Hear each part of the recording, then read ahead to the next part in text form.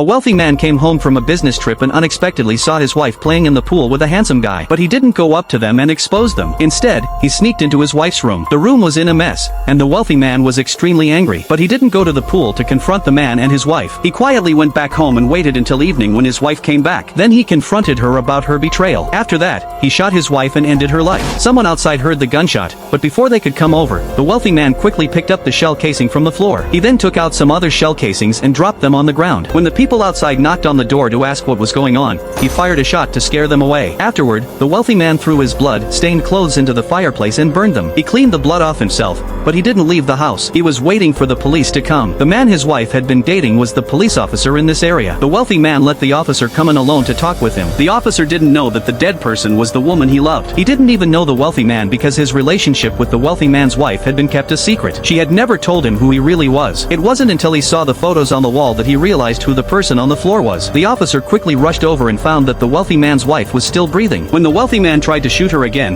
the officer quickly ran up and took the gun away from him. At the same time, the police who had been waiting outside stormed in and took control of the wealthy man. And just like that, he was caught by the law. But strangely, he didn't hire any lawyer. Even though he heard that his wife's lawyer was very good, he didn't seem scared at all. His wife's lawyer had a 97% win rate. However, the wealthy man completely disregarded the lawyer. He not only insisted on defending himself but also wanted the trial to start as soon as possible. He seemed so confident that he believed he wouldn't get into trouble. The officer found the lawyer and urged him to take the case seriously. But the lawyer was too arrogant, thinking there was no case he couldn't handle. The next day, the lawyer went to the wealthy man's house to look for evidence of the murder. But he was shocked to find that the bullets used to kill the wealthy man's wife didn't belong to the wealthy man. His gun had never been fired, and the bullets he had weren't the kind used in the crime. After the crime, there was no gunpowder on the wealthy man's hands, no blood on his clothes, and no fingerprints on the gun or the shell casings. The lawyer finally understood where the wealthy man's confidence came from. He had made everything perfect. Even though everyone knew he was the murderer, without evidence, how could they convict him? Do you think the wealthy man really committed a perfect crime?